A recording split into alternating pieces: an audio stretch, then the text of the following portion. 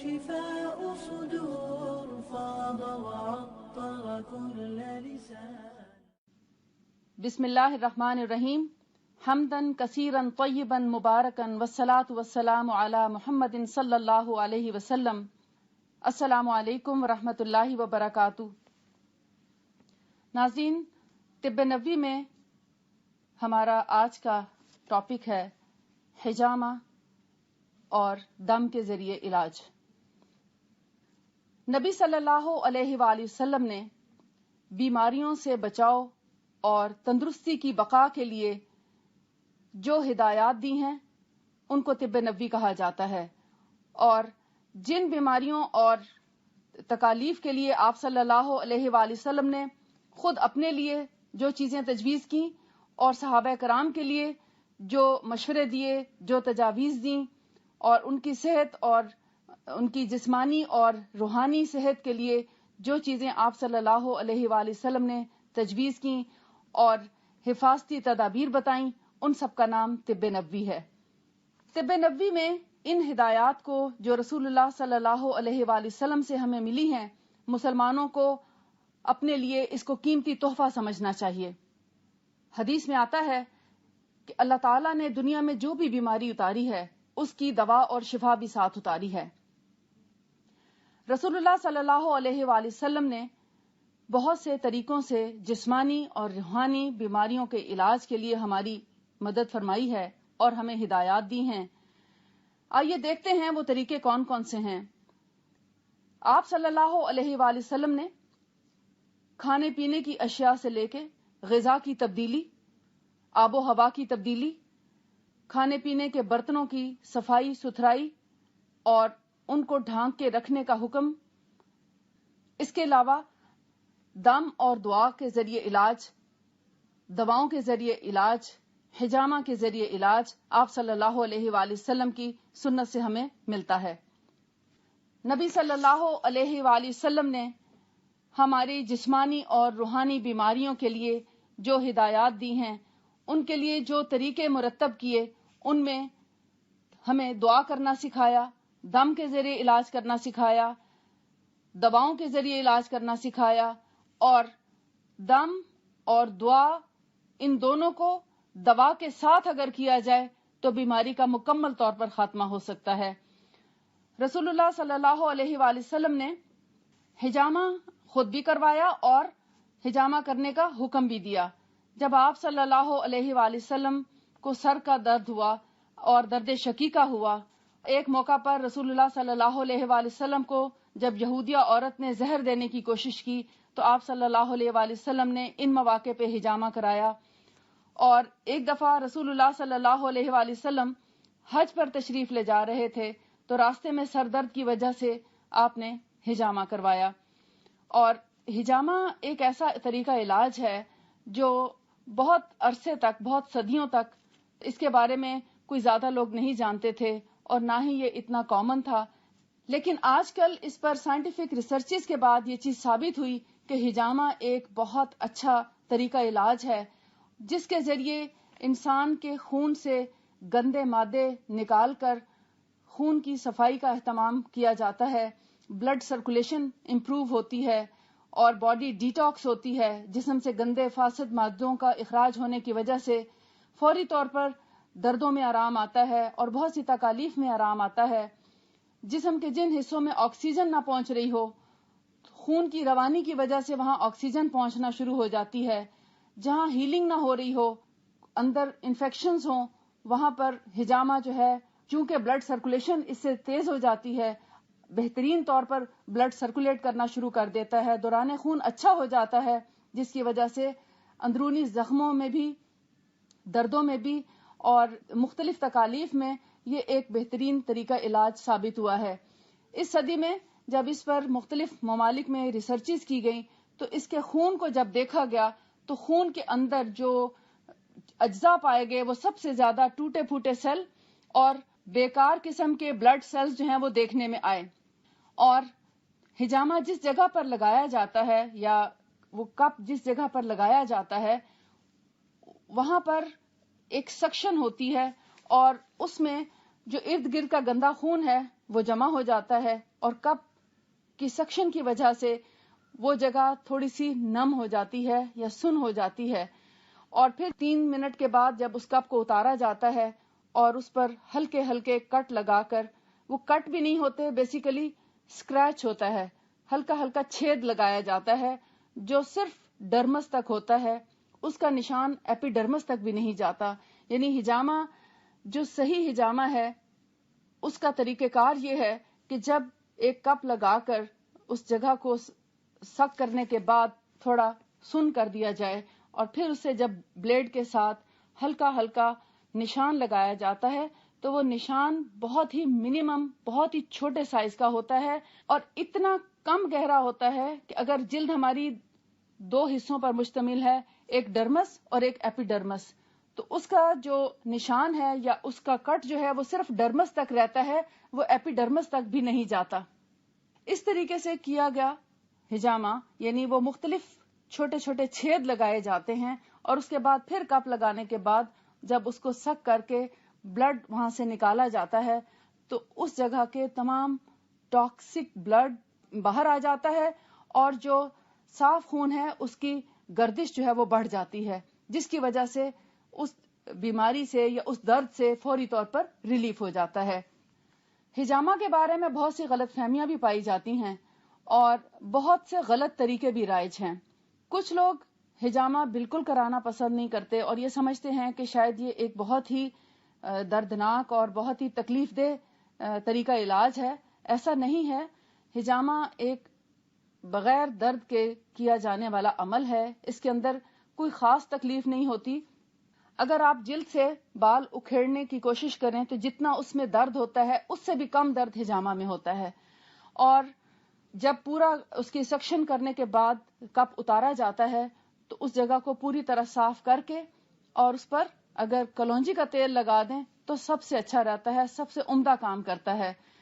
رسول اللہ صلی اللہ علیہ وآلہ وسلم کے زمانے میں سینگوں کے ساتھ ہجامہ کیا جاتا تھا، اسی لیے آپ دیکھتے ہیں کہ اس کے ترجمے میں بعض اوقات سینگیاں لگوانا اور بعض اوقات اس کا پچھنے لگانا کبھی ذکر آتا ہے. بہت سے ممالک میں اس کا طریقہ کار مختلف رہا، جیسے ہمارے ریگستانی علاقوں میں ابھی بھی لوگ جونکیں لگا کر علاج کرتے ہیں. یعنی اگر کسی کو پس والے پھوڑے بن جائیں یا کہیں بہت زیادہ تکلیف دہ درد ہو تو پھر ایسے میں وہ جونکیں لگا کر اس جگہ کی تکلیف کو یا اس جگہ کی انفیکشن کو ختم کرا دیتے ہیں. جونک وہاں سے خون پیتی ہے اور وہ گندا فاسد خون پی لیتی ہے، جب اس کا پیٹ بھر جاتا ہے تو خود بخود گر جاتی ہے. تو اس طریقے سے درد کو بھی آرام آ جاتا ہے اور انفیکشن زدہ خون جو ہے وہ بھی جسم سے باہر آ کے انسان ٹھیک ہو جاتا ہے. تو یہ طریقہ صدیوں سے رائج چلا آ رہا ہے. نبی صلی اللہ علیہ وآلہ وسلم سے بہت پہلے یہ مصر میں ہزاروں سال پرانا طریقہ علاج ہے، لیکن نبی صلی اللہ علیہ وآلہ وسلم نے اس کی تعریف فرمائی اور آپ نے فرمایا کہ تم جتنے بھی علاج کرتے ہو، خیر الدواء الحجامۃ والفسد، بہترین دوا ہجامہ اور فسد ہیں. فسد ہجامہ ہی کی طرح کی ایک چیز ہے، لیکن فسد دراصل ایک رگ کو کاٹا جاتا ہے اور اس رگ کو کاٹ کے اس کا جو پریشر ہے اس سے ریلیز کیا جاتا ہے اور وہ ایک دھار کی طرح اس میں سے خون نکلتا ہے، اور یہ ایک بہت ہی ٹیکنیکل سا کام ہے.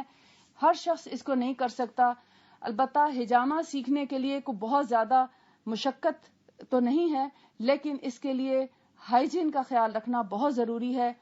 اور اس بات کا جو ہے عام طور پہ لوگوں کو علم ہونا چاہیے کہ ہر ہجامہ کرانے والے سے ہجامہ نہ کرائیں. بہتر ہے کہ کسی ڈاکٹر سے ہی ہجامہ کرائیں اور جو ہائیجین کا خیال رکھ سکتا ہو، جس کو ہائیجین کے بارے میں مکمل معلومات ہوں. ہجامہ کے بارے میں کچھ سوالات ذہنوں میں آتے ہیں لوگوں کے کہ یہ کہاں سے شروع ہوا، یہ کیسا طریقہ علاج ہے، اس سے کیوں کر شفا ہوتی ہے. اس کے بارے میں ہم ذکر کر چکے ہیں اور اس کے کیا کیا پوائنٹس ہیں.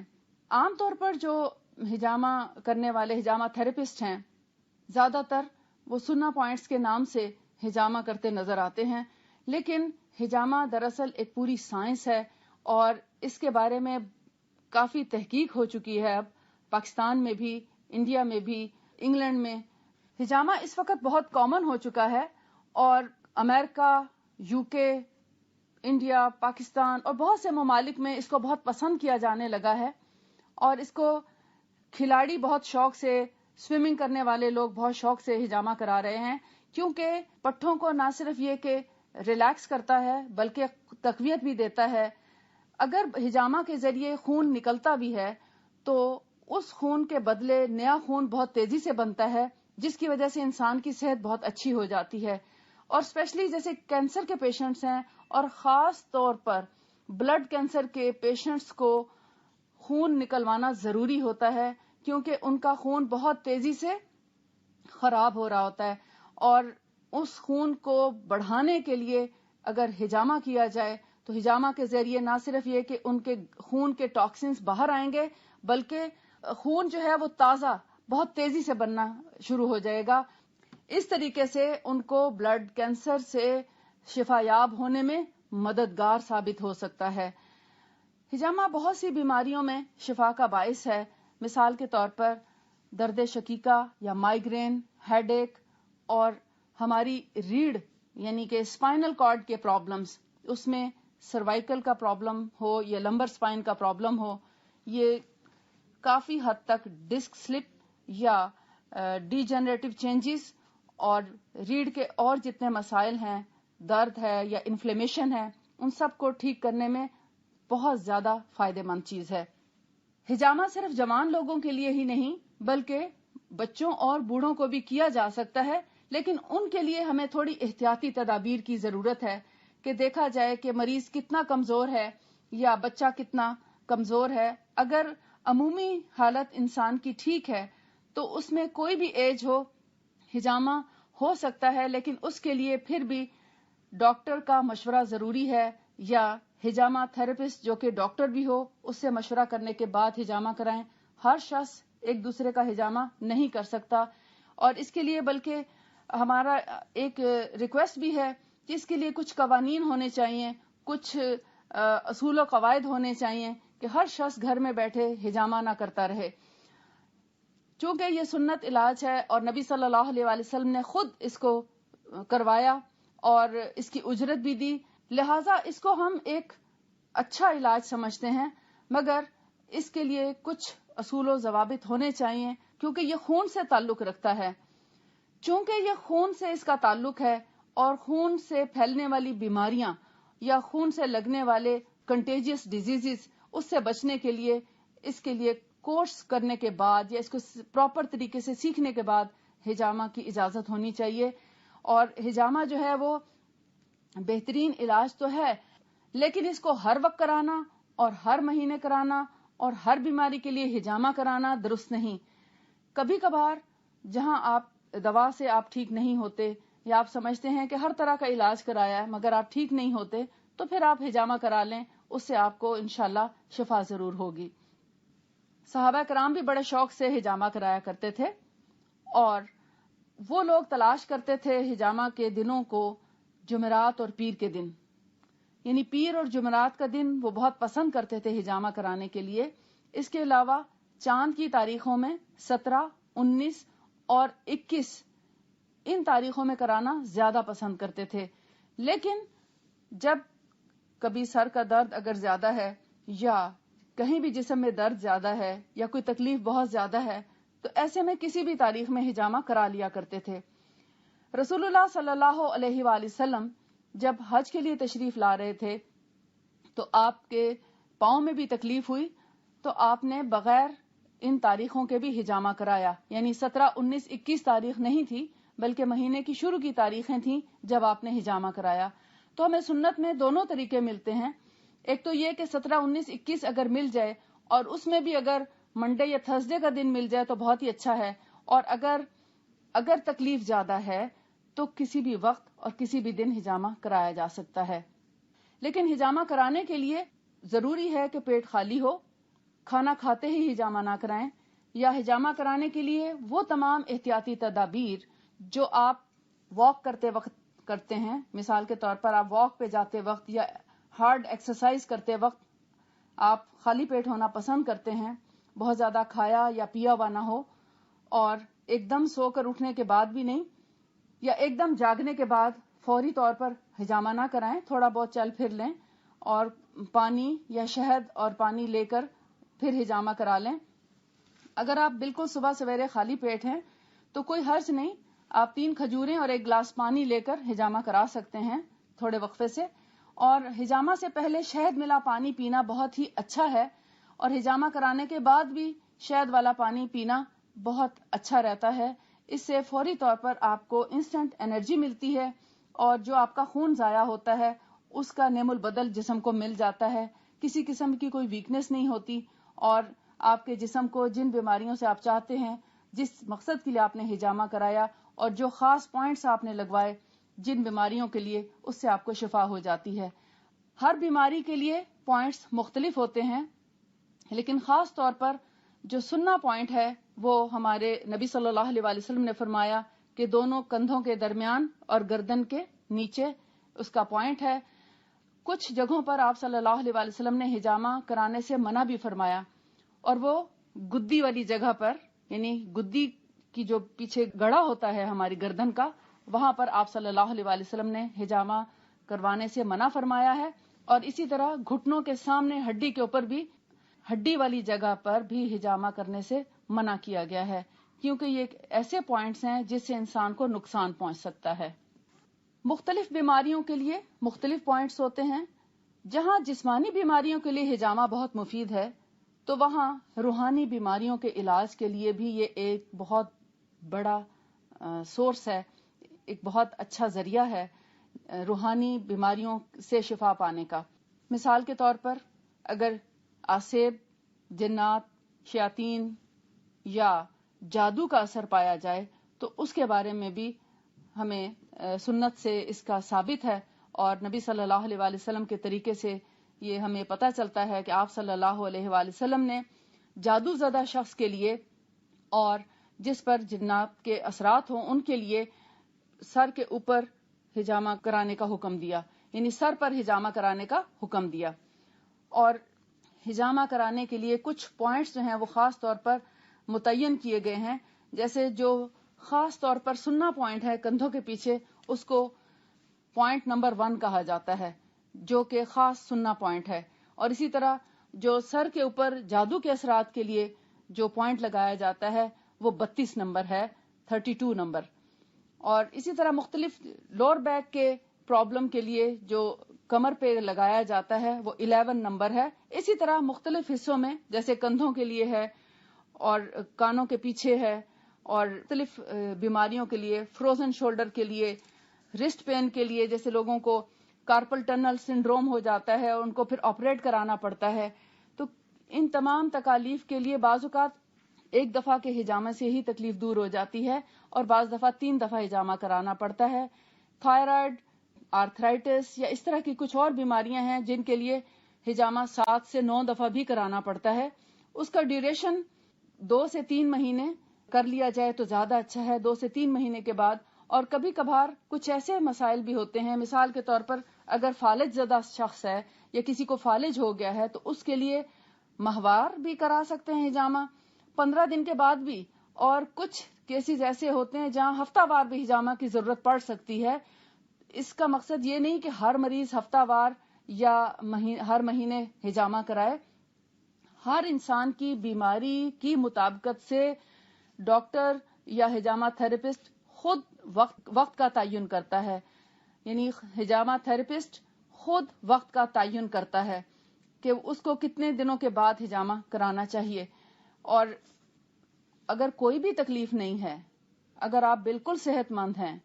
اور ویسے چاہتے ہیں کہ دیکھیں کہ ہجامہ کیا چیز ہے، تو 1 یا 2 کپ لگوانے میں یا 3 کپ لگوانے میں کوئی حرج نہیں ہے۔ آپ ہجامہ کرا کے اس کو پریکٹس کر سکتے ہیں، اس میں کسی قسم کا کوئی نقصان نہیں ہے۔ البتہ ہجامہ تھراپسٹ کو آپ ضرور دیکھیں کہ وہ کون ہے اور وہ کس طریقے سے ہجامہ کرتا ہے، اور اس کے مریضوں سے آپ پہلے پوچھیں کہ اس کے ریزلٹس کیسے ہیں، تو پھر آپ ہجامہ کروائیں، کیونکہ ہجامہ خون سے تعلق رکھنے والی چیز ہے، اور خون ایک ایسا ٹول ہے جس پر بہت سے اثرات بھی ہو سکتے ہیں۔ ہجامہ کرنے کے بعد اس کے جتنا خون ہوتا ہے یا اس کے جیسے جس بھی چیز سے خون کو صاف کیا جاتا ہے جو کپس استعمال کیے جاتے ہیں اور جو بھی اس کے اندر چیزیں استعمال کی جاتی ہیں ان سب کو صاف رکھنا، یعنی کہ اس سب کو خون کو بہا دیں پانی سے، ان کا خون نکال کے اور پھر کپ توڑ کے پھر پھینکیں. تو یہ سب سے بہترین طریقہ ہے ڈسپوز آف کرنے کا، کیونکہ یہی خون جب کوڑے کے ڈھیر پہ جاتا ہے اور اس کوڑے کے ڈھیر پر ہی جنات اور شیاطین آتے ہیں. جو لوگ حجامہ کا ویسٹیج اس طرح کوڑوں پہ جا کے پھینک دیتے ہیں یا کوڑے کے ڈھیر پہ، تو ایسے لوگوں پر دوبارہ سے شیاطین حملہ آور ہو سکتے ہیں، یا مختلف جنات اور شیاطین، کیونکہ جنات اور شیاطین جو ہیں وہ گندی جگہوں پر رہتے ہیں اور گندگی کھاتے ہیں، اور انسانی خون ان کا من بھاتا کھانا ہے.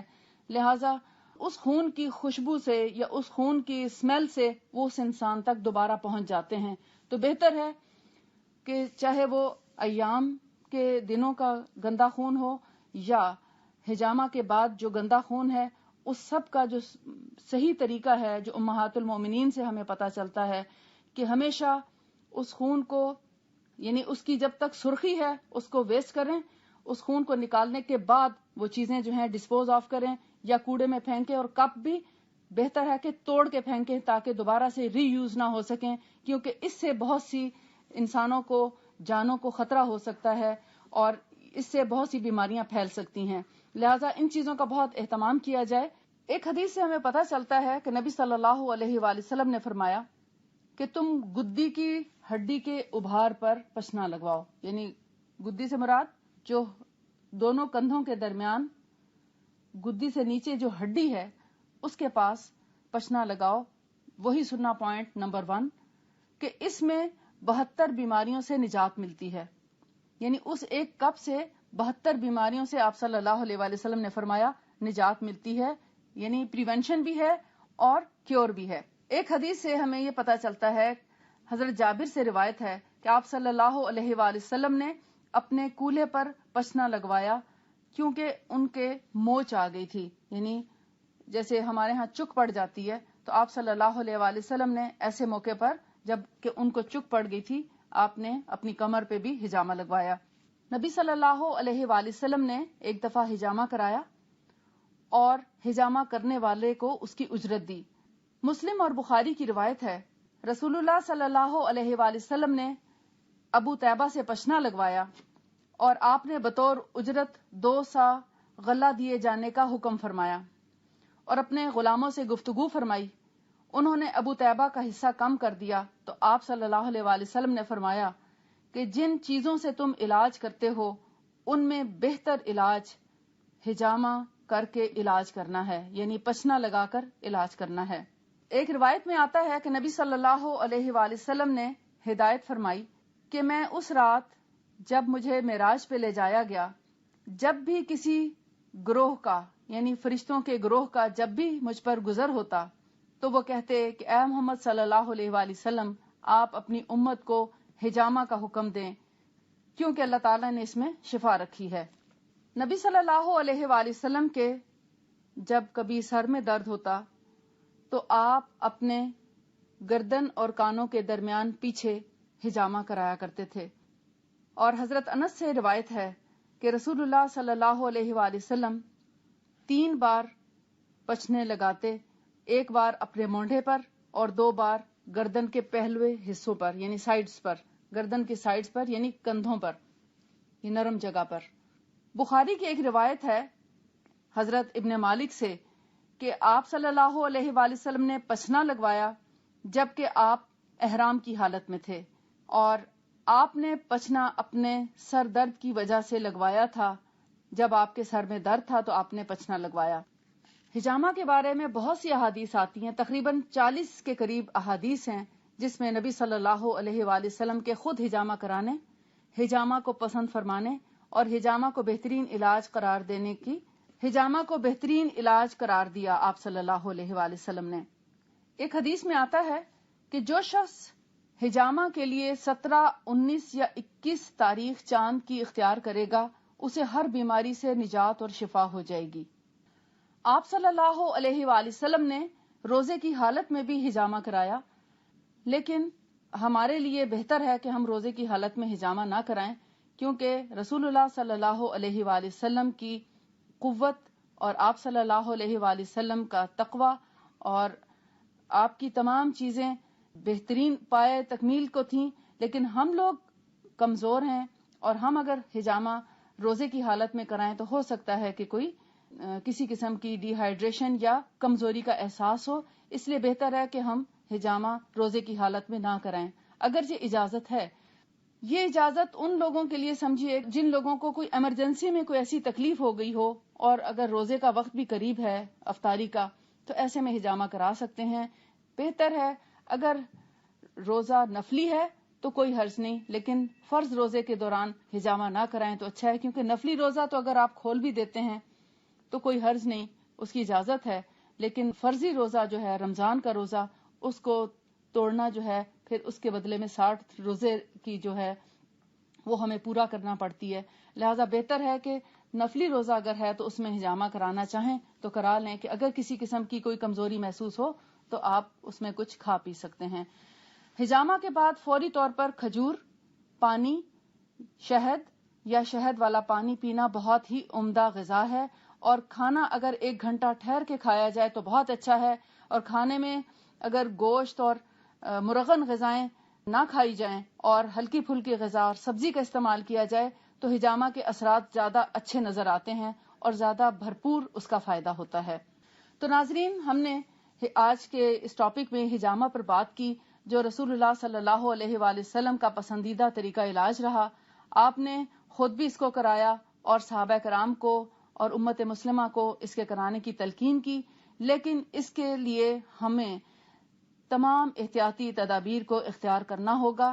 اور اس کو سوچ سمجھ کے کرانا ہوگا۔ ہر بیماری کے لیے اور ہر وقت حجامہ مناسب نہیں ہے۔ اللہ تعالی ہمیں نبی صلی اللہ علیہ وآلہ وسلم کی سنتوں پر عمل کرنے والا بنائے۔